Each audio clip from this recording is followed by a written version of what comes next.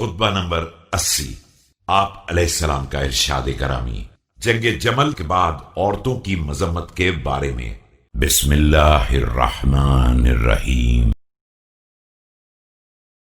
معاشر الناس، إن النساء نواقص الإيمان، نواقص الحظوظ، نواقص العقول، فأما نقصان إيمانهن فقعودهن عن الصلاة والصيام في أيام حيضهن۔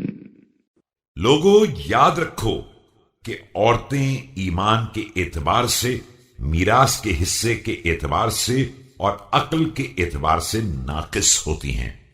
ایمان کے اعتبار سے ناقص ہونے کا مطلب یہ ہے کہ وہ ایام حیض میں نماز روزے سے بیٹھ جاتی ہیں۔ وأما نقصان عقولهن فشهادة امرأتين كشهادة الرجل الواحد، وأما نقصان حظوظهن فمواريثهن على الأنصاف من مواريث الرجال۔